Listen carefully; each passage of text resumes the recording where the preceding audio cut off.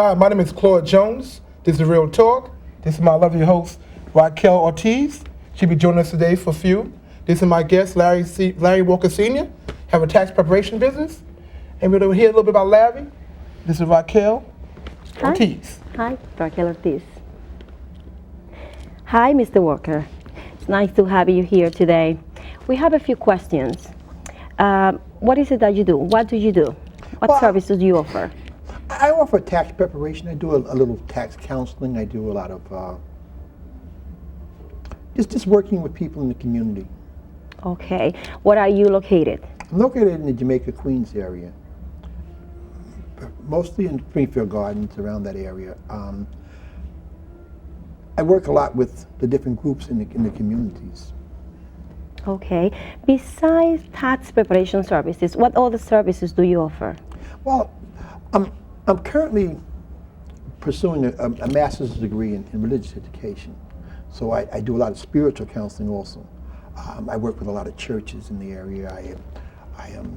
Right now I'm working towards getting a lot of the community organizations together based on what I do in with my tax preparation. Because I meet so many people during the course of the day and during the course of the year, I run into a lot of doctors, lawyers, we even say Indian chiefs, as they might say. But I run into a lot of people. And so because of that, I'm able to kind of network. I do a lot of networking with different organizations. Interesting. I mean, I'm a former manager at the post office also. So because I was a manager, I had to interact all across the country with different organizations. And it allowed me to, I use the word a lot, network with them. So through that, I've been able to bring a lot of community organizations together. So what organization you have? Like, what organizations can you work with that you've been dealt with recently that you came across? Well, right now I'm working with a youth organization. I'm over here in St. Albans, in the St. Albans area of Queens, with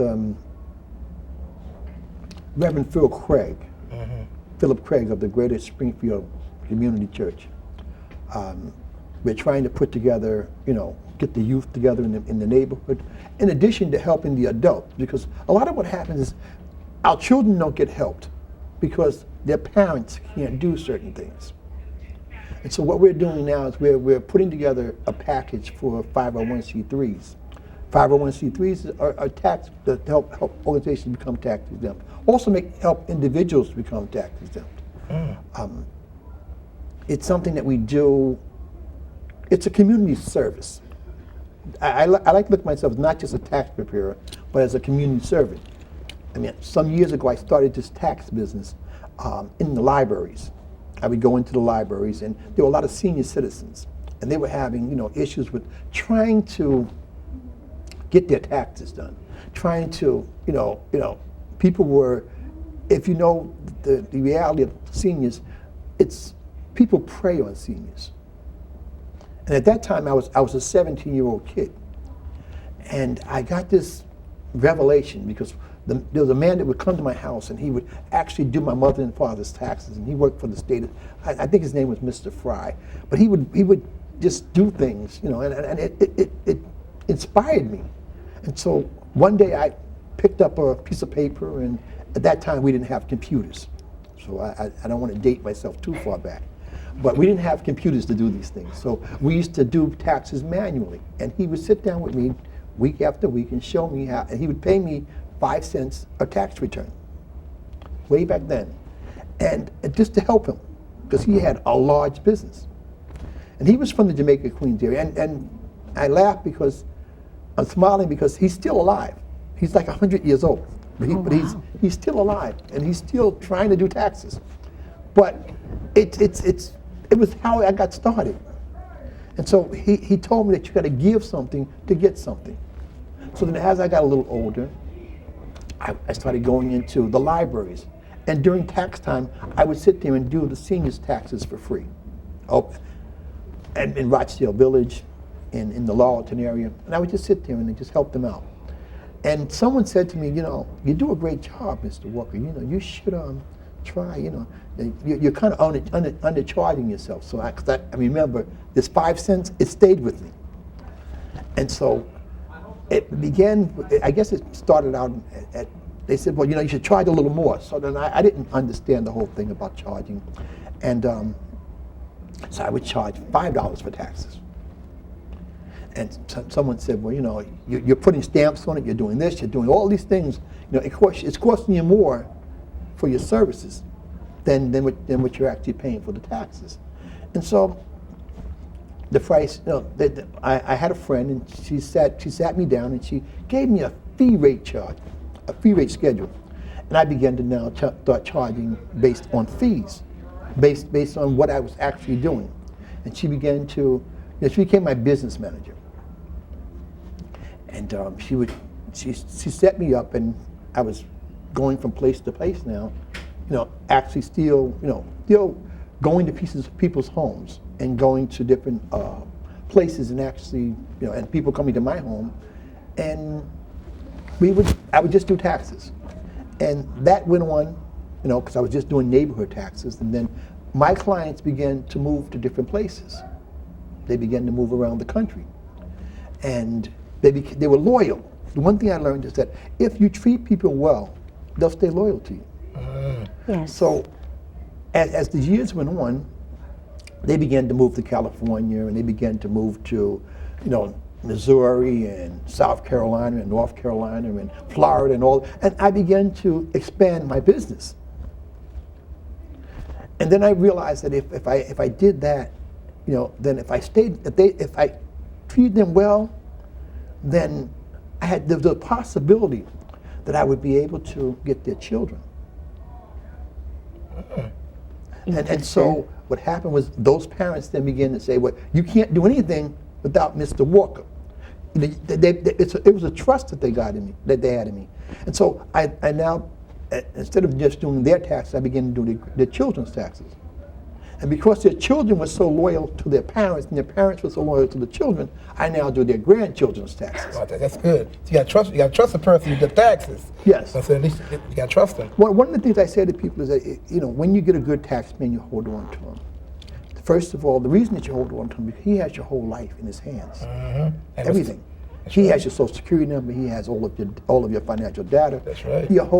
Everything that your date of birth, everything that you need to have identity theft, for somebody to actually take your money, he has it all in his hands.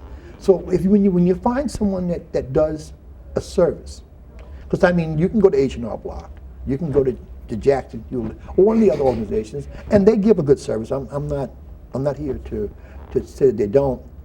But the difference is that when you get a Larry Walker service, you can call me 24 hours a day, 7 days a week. You know, I don't take a vacation per se. I was in Bermuda one year, and one of my clients called me. They had a problem. You know, I pulled up my laptop and we solved the problem. If you go to some of the other organizations, they're seasonal. So the point I'm trying to make is that, you know, tax preparation is a year-long thing, but people get so caught up in refunds, and I laugh sometimes because when you get a refund, you get a $10,000 refund, you get a $5,000 refund, you get a $2,000 refund. Is that good tax planning? Ask yourself a question, because now you've lent the government your money. You got to trust the person, because if you don't, like Wesley Snipes. No. No, so he's a bad tax man. He's a very bad But tax man. it goes further than that, Mr. Jones. It goes a lot further than that.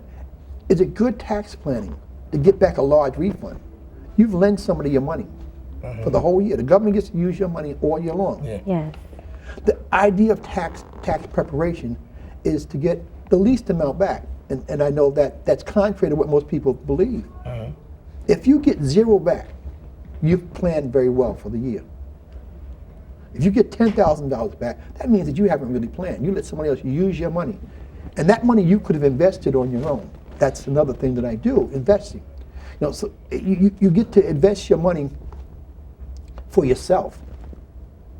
You see, you give the government extra $5,000 a year to use all year long. That's the same $5,000 you could have used on your own to plan for your own business, to plan for your own life.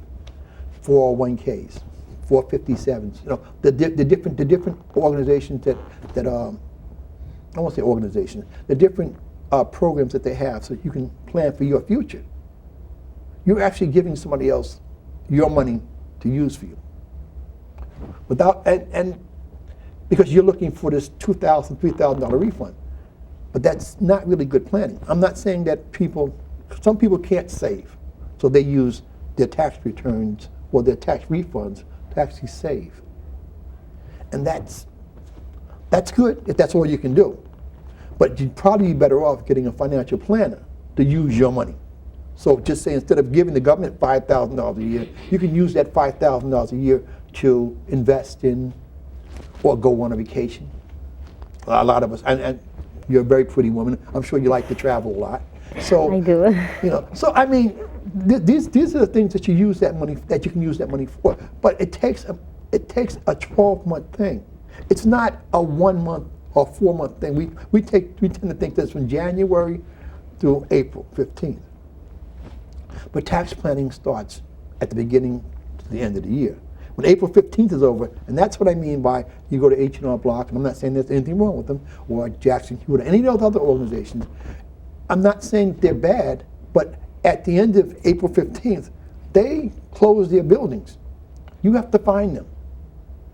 You see, if you know Mr. Walker, then you know Mr. Walker for 12 months a year. I can't hide.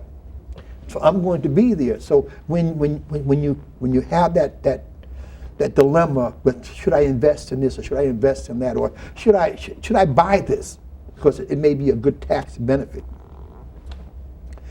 it's easy to call. And because you're my client, I don't charge you that extra fee. I'm because you pay me to look out for your taxes. So I look out for your taxes all year long. If you get a notice from the IRS, if you get something, you send it to me. Just send it. And in turn, what I do is I handle it. And then you get a note back saying that you don't owe anything, or this is you just get. It's about being comfortable in your life. You shouldn't stress about taxes. That's my job. And then if Mr. Jones will tell you, I don't really stress about very much. Nope. When you call me, I get it done. But it's about time. I call it time management. I manage my time very well. My clients are my priority, but then I'm my life. I often say that I'm a father of 6 children. Oh, wow. And I was a single parent for a lot of years. And so I had to manage them also. I had to manage doing my daughter's hair. I got 4 girls, so I had to learn how to cornrow hair and braid hair and straighten hair and do all those things that are important to being a parent. So in addition to being that tax preparer, I was also a parent.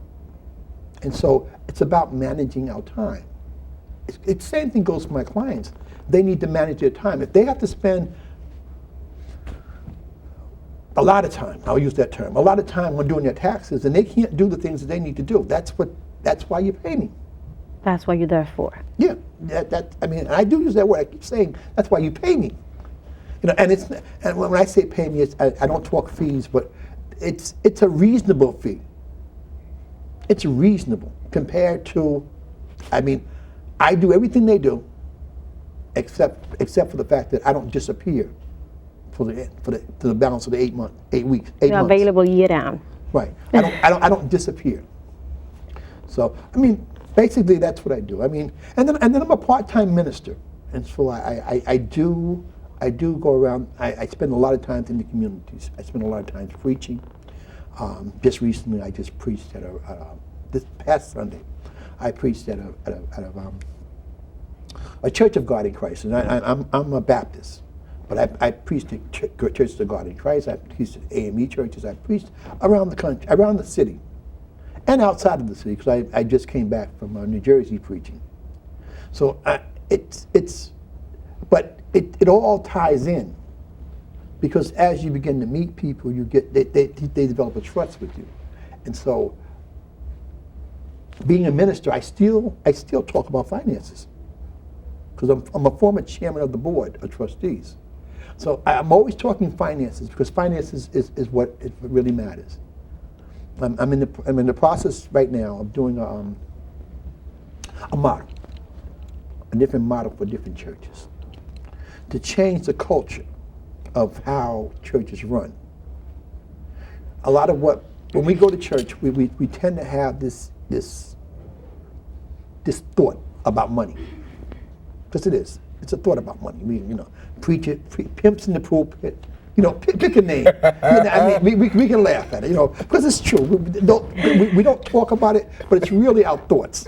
It's really our thoughts. Yeah. We take our money to church, and the pastor just got a brand new car. New plane. Huh? Got new planes and yachts. Yes, I'm saying. So we think about New those house. things. Yeah. But truthfully, what it is, and I tell somebody, truthfully, it's about having it's not the pastor. It's electing good stewards to a church. See, when you donate your money to a church, you should feel comfortable. Otherwise, you're in the wrong church. Yes. So it's about electing good people. Again, we go back to finances. You have to elect good people to manage your money. Every church has a trustee board, a steward board, or someone that actually, and those people, the people that are there, should be giving you some understanding of what's happening with your money. No different than when you prepare taxes. I should be telling you what I'm doing, not just writing a piece of paper and say sign it. And I hate to say it, but that's what most of y'all do. I mean, you actually just sign about your tax return. But when you sign the ballot on that tax return, what you're saying is that I agree to everything that's in that piece, in those pieces of paper. You're legally liable for everything that's in. Not the guy that prepared the return. The guy that prepared your return is not responsible for anything other than the tax prep. Everything that's in that return, every figure that's on that line, you're responsible for. You're legally liable for it. So if he makes a mistake, you're responsible for it. You signed your name to say you agreed to it. Read the fine print. A lot of them don't. So you do a tax, and a year down the line, the IRS gives you a call and says, Mr. Jones, you made a mistake, and you now owe us $10,000. Or you owe us $5,000, or you owe us $2,000. They're going to say, well, Larry prepared my return. And Larry's going to say, I did exactly what you asked me to do. I mean, that's really what comes out of it. But the truth of the matter is that you would then, the IRS is not coming after Larry. They're going to come to me and they're going to say, listen, Larry, I'm going to give you a penalty for not doing the right thing. And they're going to smack me on the hand. It's going to cost me maybe about $50 to $100, maybe. Maybe depending on how bad it is, I might have to pay, a couple hundred, but maybe not 1,000. But think about 1,000, and maybe I make 50,000 in the course of the year. So 1,000 is not a lot of money. But you, as an individual, are going to have to pay whatever it is that they've assessed you with, plus the penalties, because they're not going to audit you like today. They're going to wait 2 years. So you're going to owe 2 years worth of penalties. Oh, wow. Reason I can talk about it like that because obviously I used to work for the IRS. Oh, okay. So that's why you know so much about how much is the penalty. I was actually the chief auditor in Brooklyn when it was on Tillery Street, and I did office audits. And I often laugh because I was in when Reagan was here, so I don't want to date myself too far back. But when Reagan became president, he said, I'm going to change the IRS. And he made this blank statement, and he got an audit. The president of the United States, the sitting president, got an audit. And he got assessed an extra $1 million on his tax return. And we never heard any more about changing the IRS anymore. So when I say that the IRS recognizes no superiors, it actually doesn't. As I said, the President of the United States said he was going to change the IRS and got $1 million audit. And we didn't hear any more about change. The IRS stayed the same. It's been the same for, well, I want to date myself, but it's been the same since the 80s. So what I say to you is that a lot of us don't understand finances. And because we don't understand finances, and we try and learn it on our own, we usually make a lot of mistakes. And those mistakes are very costly. What I say to people is, again, I go back to what I said to you earlier, if you get a good tax man, hold on to him. Because he has your whole life in his hands. I know, I talk a lot, so I'll let you ask me some more questions. I mean, basically, what you're saying will be listening because it's very interesting. And a lot of stuff you're saying, I didn't even know, a lot of people don't know he's out there. So basically, we'd like to hear you talk because you give them information that we need to know.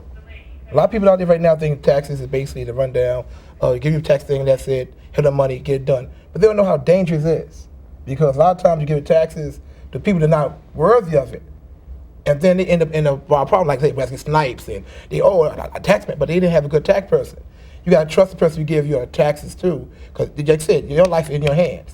All your information. I Yeah. don't want to disagree with you too much, but I have to disagree on that point, only because we don't know who Wesley Snipes' tax man was. Maybe he gave him some wrong information.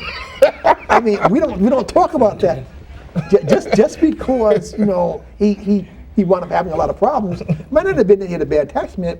Again, like a tax man is like a computer.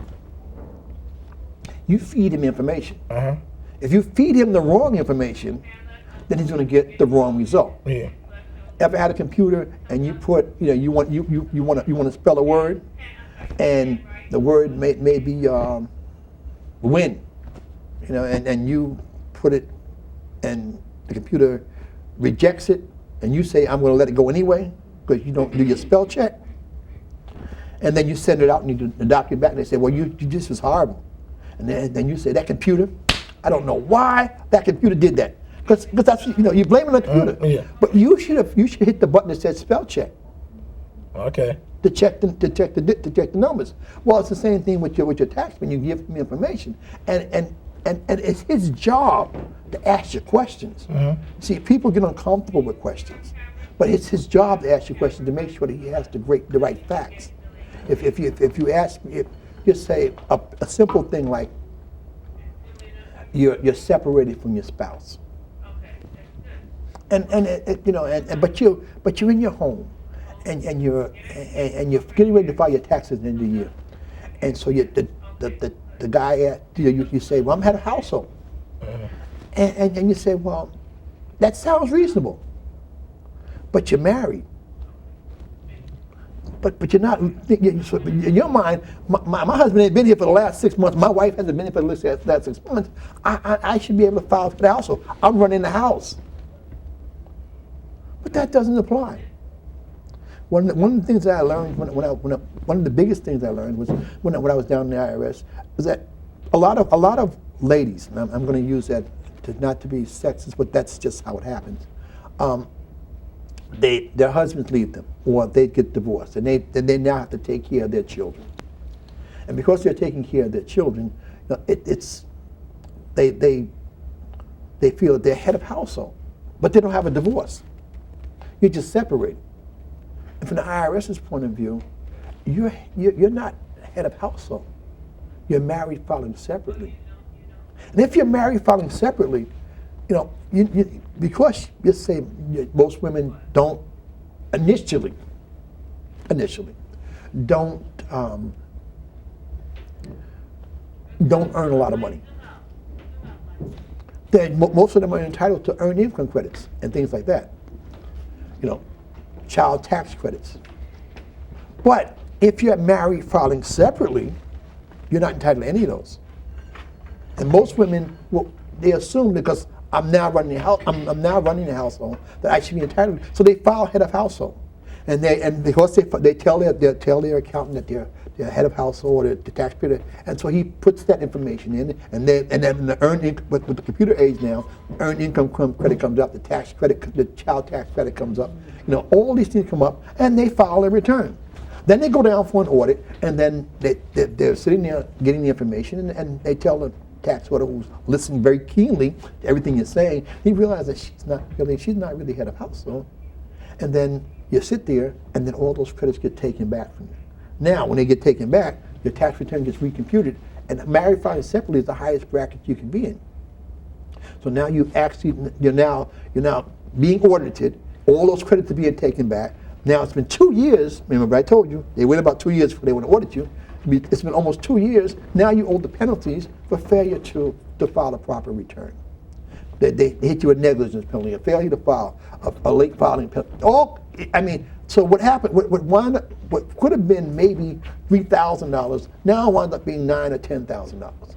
Yes, that's how high the penalties go. Because some of them are 50%, and then after all the penalties, they charge you interest from the date the return was due or filed, whichever is later. So just say if you filed your return on April 10th, then you get penalties from the date of April 10th. If you filed it on May 12th, you get penalties from May 12th. But that's all interest and penalties from that long period of time. And then what the IRS has a tendency to do is, they go with the market rate. So they say if the interest rate from Macy's is 23%, well, that's what they charge you, 23%. You're not getting the 2% that you get if you had just taken a loan, or 5% if you just taken a loan. They're going to charge you at the market rate, whatever the credit card rate's highest rate is at that particular time. That's what the IRS actually charges you. So you have to be. So it's a matter of just planning well, but getting the right person. I keep going back to the right person, because if you got a person that's been doing your taxes for a long time, and you come to me and you tell me I want you to do my taxes, I'd say, what's wrong with them? That's the first question I ask you. What's wrong with your tax preparer? You say, well, I'm just a little tired of him. I say, well, why? Because if he's been doing this for a long time, why would you want to give me your information? Now me and him have your information. Think about it. A lot of people get your information out. A lot of people. Right. We're in an age now where information is important. It's very important. Yeah. The more information you give away, the more likely you'll have an identity theft, because that's a big thing. That's really interesting. Listen to you right now. We understand a lot of areas about taxes. We've been talking like a half hour so far, for like 7:15 now. And we've been talking a lot about this. I'd like to hear more about it. Interesting. So, tell us more about interest tax areas of taxes, or more stuff that gets you more in trouble if we don't file it on time. Penalties. Tell us the penalty part. There's a lot of penalties there if you don't file, right? Well, there were penalties. You have responsibility to file a tax, but people get a little caught up in that, because you have 3 years from the date the tax is due or filed. But what happens is you have technically you have 3 years to file that return. So just say a return that's for 2014 that's now done in 2015. It's due 3 years from the date it's filed or due. So just say a return is due on April 15th of 2015 is technically, you have until 2018 to actually file that return. Now the IRS doesn't want you to wait that long, but you actually do have 3 years to file that return without being penalized for it. 3 years in a day, you start getting penalized. So just say just use this year for example. You got 2015. A return is due April 15, 2015, and you don't file it right away. Now, the key to that whole thing is that if you don't owe any money, then you don't have to rush to file it. You hear people say, I got to get my return in on April 15th. Well, here's the thing. If you don't refile that return on April 15th and you owe money, then you get penalized from the date that return is due. If you don't owe any, I think I said that right. If you don't owe any money, then you can play around with it. And how much is the penalty? Huh? How much is the penalty? The penalty Depending on how much? range. It can range from 5% to 50%. There's a range there, because you can't lock it in and say 5% for a failure to file penalty, or 50% for a negligence penalty, because it can be either one of them. If the IRS feels that you've defrauded them in any kind of way, then the penalties get steeper.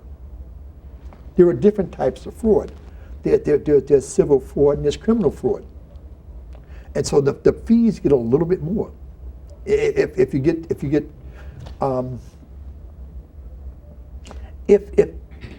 they decide that you've done criminal fraud, then it's 50% of whatever the tax is. Okay. If it's criminal fraud, then you're talking about jail time, plus the money. Yes, jail time. And so, when you say what are the fees, you can't limit it down. For negligence penalty, it might be only 5%. There are other types of penalties: failure to file a return, failure to file a return on time. Again, a lot of it has to do with whether you owe money or not. If you owe no money, then there's no penalties. Okay. If you file it late. If you owe money, then the penalties begin to change, and interest charges become. The one thing I should tell people is that if the IRS decides that they're going to audit you and you owe money and you pay the money, then there can be no more interest on it. Interest stops the date that the principal is done. But if you don't, then you continue to pay interest on the monies that they're assessing you, the fees that they're assessing you. So a lot of it has to do with what exactly you owe and why you owe it. The key is why. And then how they view it. I'm sorry, I said vision. How they actually view it. So if they view it as you're trying to defraud the government, then you come into different things, which is, like I said before, one is a civil fraud and one's a criminal fraud. And if they view it as a civil fraud, then yes, they take you to tax court and they assess you all these penalties, and you just, they start garnishing everything. I mean, I've been in the position where we had to put padlocks on people's businesses because they didn't pay their taxes. We had to, again, I'm going to say this because I say it all the time. The federal government recognizes no superiors, none. That's why each federal government agency does its own thing. No one government agency can tell another one what to do. They recognize no superiors. IRS is no different. So when they come in, they just take whatever they want. Question Okay. about IRS federal. Is IRS really entwined with the federal government?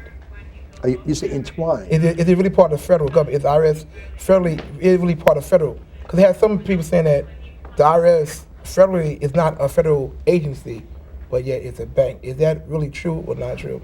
That's as false as it can get, I think, Okay. because the IRS is a federal government agency. Okay. It's a federal government agency. It's one of the few federal government agencies that make their own money. Uh-huh. They actually, most of the other federal government agencies, whether it be, well, I think you know about the post office. The post office Yeah. makes its own money. Yeah. The IRS makes its own money. The Veterans Administration gets funded. Uh-huh. That's a federal government agency. Okay. There are a lot of agencies that get funded. IRS is a separate entity. A separate, again, like every federal government agency has its own standing. Okay. I use that word because I have to say it like that because most agencies don't. A state agency has to report to a federal agency. I mean, it's like you owe state taxes. The state taxes can't take money from the IRS. Okay.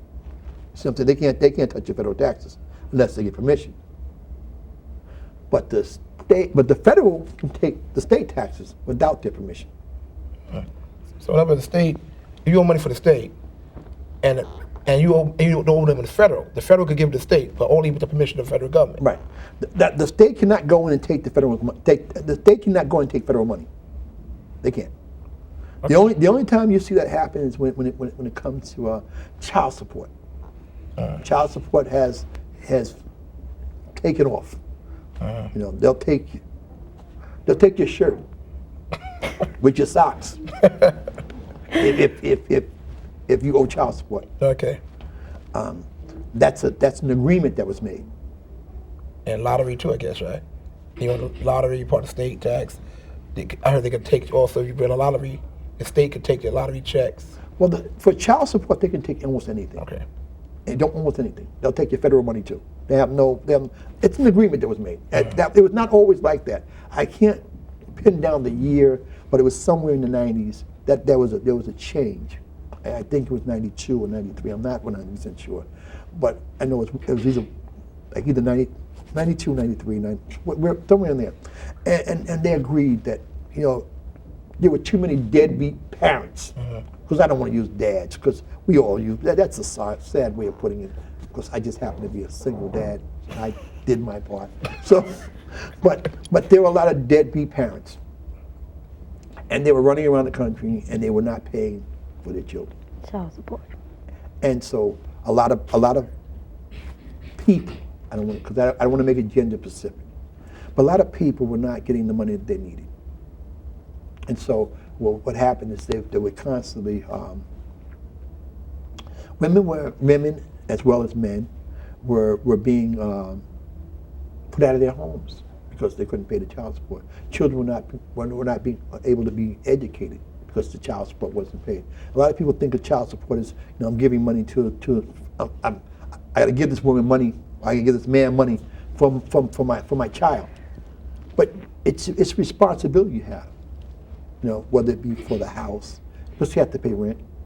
So a portion of that child support is supposed to go toward rent, food, necessities, whatever it may be, clothing. That's what child support is for. I'm not saying that it's always used that way, but that's what it's actually for. I know my friend always tells me, I have a good friend, he says, every time I give my ex-wife child support, she goes and gets her hair done. So I I understand, but she's entitled to that. She's entitled to that. It's part of the upkeep. So, but I often say, when you give something, give it from the heart, and then you don't have to worry about it. Really, I always say that if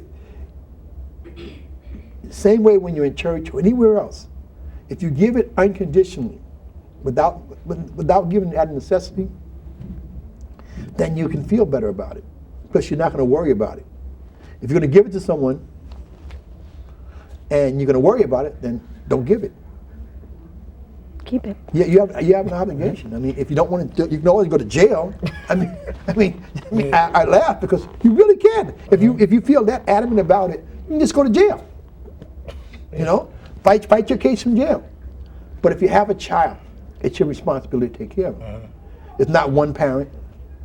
And so child support becomes a very important thing. But I don't want to get too far away from the taxes, because again, I was talking about a single parent going out and actually having to take care of their child or her child, his or her child, for a period of time. And then they because they don't know the rules, they file the wrong filing status. And the wrong filing status will get you into a lot of trouble. A lot, I say that, a lot of trouble. Because the IRS will say the same thing that the courts say. The courts say that ignorance of the law is no excuse. It's no excuse. So ignorance of tax law is no excuse. We're in an age where I have a phone, and on this phone I can bring up anything I want. We call it smartphones, and you can bring up anything you want. You want to know a law? Put it on your phone. They got a section that says ask, and you ask questions. So there's no reason for you not to know what's going on. And then there's the tax preparer. You can ask him a question. You should ask him a question. But while he's preparing your taxes, you should ask him, what is that for? How come I have to pay this? How come, what's a child care credit? What's a tax what other tax credits are there? Do I get a credit for sending my child to school? Yes. Okay. Is there such thing like on most checks we have taxes now called FICA? FICA and some of the taxes. Is that part of the tax area that's called FICA? Is that part of it? Well, FICA is a whole different ball game. Everybody named FICA. They're like, what is it? Is it part of the taxes? Is it part of the area taxes? But FICA is something that they came up with. I always say that. FICA is an interesting thing, and because it's like an insurance that you pay. And it's a mandated insurance. We have mandates, and life has mandates, and taxes have mandates, and finances have mandates. And so the government has come up with something to make sure that you pay into a program. That's what it is. It's a program, no different than Social Security or any of the other programs. It's a program that funds itself through tax dollars. We pay federal tax, city tax, state taxes, FICA tax. It's just something that's supposed to make the economy better in the long run, over a period of time. Doesn't always work the way it's supposed to. We have a Social Security system that's probably going to fail in the next 20 or 30 years. But it was set up. The purpose was good. But then so was welfare. And all the other things. They were all set up. The purposes were good. But the problem is that they were not set up forever. Nothing was set up forever. So we have to realize that, over a period of time, I'm one of the baby boomers, as they say. Y'all both are probably millennials. So as a baby boomer, which is usually we're those people that are getting ready to retire or retiring right now. The Social Security system was set up for us, and now so many of us are retiring that we are affecting it. That's why most jobs have come up with alternative plans other than Social Security. They've come up with 401ks and different retirement plans for 57s, because the system is not going to be available by the time you retire. So you look like you're pretty young. So, under 40, whatever, there's not going to be any money left for you. So now you have alternative systems. I think the federal government now has what they call thrift savings. They've come up with that so that they can put money into that, so that you'll have some money, and what they're doing is taking your money and investing it. I think they have what they call the A fund, the B fund, the C fund, the D fund, the G fund, F fund. They've got all these different funds, and they're taking your money and they're allowing you to make the decision what fund you want to put it into. But they're taking your money and investing it, and hopefully they do well with it. But unfortunately, a few years back, when our former president left, the system went, the president, before the president we had, the system went belly up, as they would say. And we went into a recession. And all those funds that were in there, when the stock market crashed, they lost. I remember losing somewhere upward of almost $300,000. And I was in the position where I was getting ready to retire, and I looked into a fund and it wasn't there anymore. The money wasn't there, because when the market crashed, like I said, everything went. And if you had your money in the wrong fund, that is great fund, it was called a C fund. And everybody was putting their money into the C fund, and then it crashed. But I was also smart, because I put half in the C fund, I put half in the G fund. G fund was a government fund, so if the government fund didn't fall apart. The other fund did. But in the process, I lost all that money. So I wound up having to work an extra couple of years. Well, I didn't really mind, but because I had a great job. I tell people I had a great job. So I managed a bunch of people, and what I learned about managing was phenomenal. That it really is getting things done to others. That's what it's called, getting things done to others. And that's what I was the best at it. They'll tell you, I wore a suit every day, got my nails done every day, and never got dirty, because I wouldn't touch anything. My job was to get things done to others, and that's what I did. So, there's just so much going on, and I caution people to realize that finances are important. They're important. Don't discount them. When you go, you want to go on vacation. You want to have a life. If you have children, you want to be able to do things for them. And one bad mistake with your taxes could really throw you into a loop where 5 years down the line, you're still trying to pay. You're still trying to, or maybe you've gotten to the point where they're garnishing your pay, or they put a lien on your bank account. Nothing worse than going to the bank and having $10,000 in the bank, $5,000 in the bank, and can't get a penny out because you owe money, and they put a lien on you.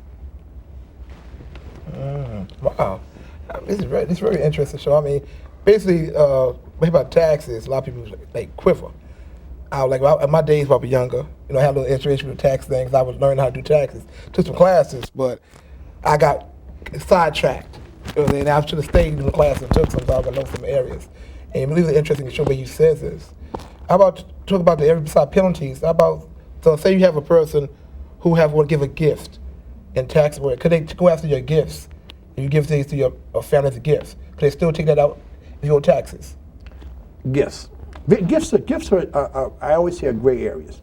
You give a gift to your daughter, she has to pay taxes on it. Okay. Okay. But was it really a gift? Those are the questions you got to start asking. Because I often tell a lot of my clients, you've got 3 years, if I'm not mistaken. Let me go back. It's about, I think it's 3 years. On top of my mind, I don't know. But you transfer property. It's an easier way. I'm at the age, well, not dating myself, but I'm retired. And there's a possibility 10 or 15 years down the line, I might go into a nursing home. I pray that doesn't happen. But it can happen. Well, if you go into a nursing home, whatever you own, the nursing home now owns. Because you have a pension, they're going to take your pension. You have money in the bank, they're going to clear your bank account out to take care of you. Now, again, I guess, as I said, it was a gray area. You have children, and you want to leave your children money, but you go into a nursing home before you leave it to them. Then they never get it. Nursing home takes it. Because they're taking care of it. I often tell a lot of like with me, for instance, I'm a few years older than y'all. I'll use that term. And what I've done is I have 6 children, and I've designated what all my children are going to have at this point in my life. I don't know, I may make more, but they all are going to get a certain portion of something. But I've given it to them already. Every penny, I don't own anything. Literally, I don't own anything. I don't even own the car I drive. They own it. I trust my children, because again, it's about trust. But if something should happen to me, there's no question of what's going to be done. It's already done. We as adults sometimes forget that we're not going to live forever. We're not going to it can happen any given day. We don't do wills. We don't do anything that says who we are. We don't. Our children never get anything because we don't think we have anything until we die. Some years ago, my mom died, and it was a shock, a total shock, because I was talking to her, and 5 minutes later she was dead. She wasn't sick. She wasn't, she's the healthiest woman I know. I had just taken to the doctor on Thursday, and she died on Saturday. We were having this great conversation. We were cooking dinner for my niece, 30th birthday. Everything was going great. She called me up and said, "Listen, Larry, come on around the corner," because we live right around the corner from each other. And she said, I got some chicken on the stove. And I got to run to the store. I'll be right back. And so this is something that we did regularly. So I put on my jacket, ran around the corner, and because that's how I said we were that close. And it was continuing to cook chicken. Well, 10 minutes later, my aunt called me and said, "Your mom is dead." She came to my house and she laid in my arms and she died. But in the process, she never had a will. Now, I'm a product of 5 children. And my mom had a house, and she had this, she had that, and she didn't leave it to anybody. But if we were great sisters and brothers, it would have worked out, but we weren't. So we went to court. We went to court, and what happened was things got all mixed up. And then we wound up having to go to probate court because there was property and stuff involved. And because there was property involved, the state got 10% of whatever we had. Probate court, because you had to pay to administer this in a court. So right off the top, we had this home that now had to be, they had to be sold off because we had to pay these debts. But if she had left a will, none of this would have happened. Okay, so you prepare with a will, you have to pay less? I help, well, again, I'm a networker.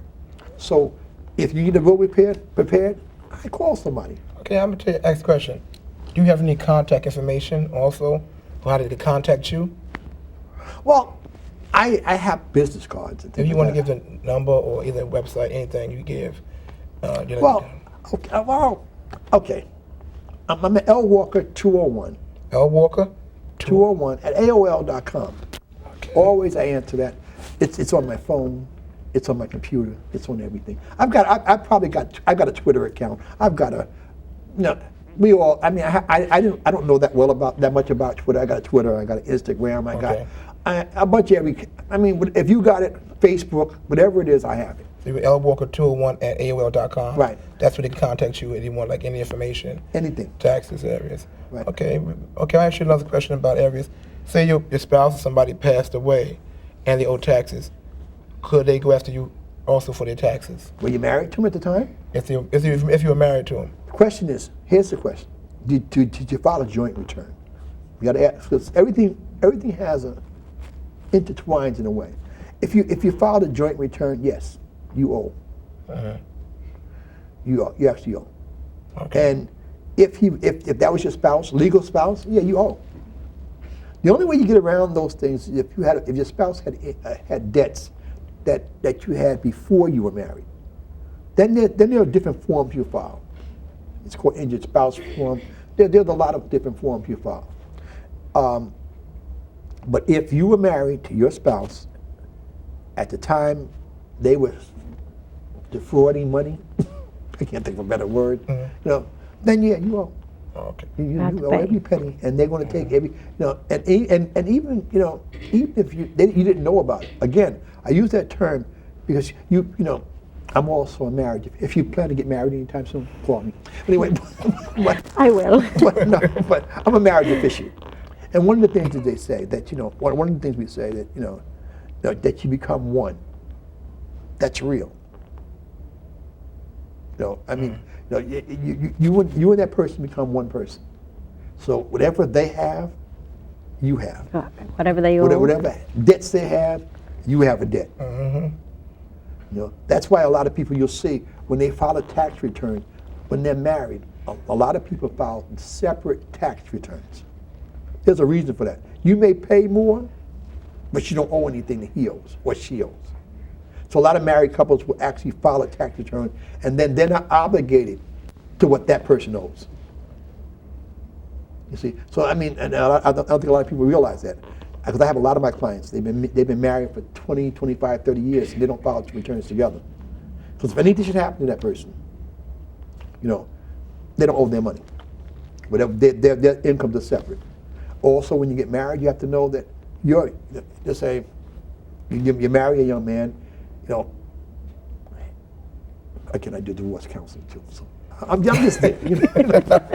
But when you marry someone, what he owns, you own. So the pension that you have on your job, whatever it may be, it's his. He gets half of it. You hear that term, it's cheaper to keep him. It is a lot of times, because when you begin to separate from them, what happens is they own half of what you own. Ask Michael Jordan. $100 million he had to pay a woman. I mean, just to get rid of it. I mean, sure, he made more, but just the thought, $100 million. Half. And vice versa. A lot of money. Vice versa. I mean, women think, when you think about this thing, women sometimes, at this age again, women are earning more money than men now. A lot of women are earning a lot more money than men. Yes. So remember that your pension is just is subject to the same things that his was. So now when he divorces you, he owns half of your pension too. Just a thought. You got me thinking as we get married. Yeah. Those are thoughts. And so a lot, because we're forgetting that a lot's happening now. A lot's happening. And so, unfortunately, women are in, not fortunately, let me say, I need to take that back. Not on TV. But anyway, unfortunately, women are earning just as much as men, or more. So now you have to look at when you separate. Women are paying child support now. Men are actually raising children now. There are a lot of stay-at-home men. Mr. Walker, Larry Walker Sr., it's been a pleasure you having on our show. And I want you to give your, and also want to give your, Larry Walker AOL, say it again. Larry Walker, L Walker 201 at AOL.com. And that's the contact you had for information. Yes. And I've been also, this is my lovely host, Rachael Ortiz. And she also be the host of Claude Jones Live. Tammy coming up for you for the, okay, I'm a little bit tired. Rachael Ortiz also be my host for Claude Jones Live. Show with singers and rappers also be on the show next, and she'll be one of the hosts for also that show. So she'll be doing her thing also. So everybody give her a good well round for Rachael Ortiz being the host for the day for Real Talk. And I'm Claude Jones, and keep on moving and do the best you can do. And we have Mr. Larry Walker explain to us today about taxes. Thank you all, and God bless. Thank you, Mr. Walker, for coming today. So anything else you want to say, Larry? No, I just say I enjoyed myself. It's nice to know that you live in a community for 60 years, 60 something years, and someone says to you, we want to know about you, we want to know what you do. Because a lot of us stay in communities. We're in communities for such a long time, and we do the little things, and it's no one ever notices it, but they just get done. You wonder how a community runs. It runs because there are people all over the place doing the little things that need to get done. I'm looking forward to, actually, wherever I go, I'd say this. I'm looking forward to May, actually graduating with my master's degree in religious education, and hopefully one day, Okay. All right, doing something nice for the community. Well, you know what? We recognize you, and we in the community, and we know what you've been doing. I asked you to come on the show today, and I've heard a lot of great things about you. So I said, I approach you and come on the show and speak what you do. And we appreciate everything you did for the community, and we keep doing the good work. And I'll maybe have you produce your show soon. Thank you. Because I produce a lot of shows. You only know I produce also cooking shows. A lot of shows out there I'm producing right now, like Boot Camp in Oklahoma.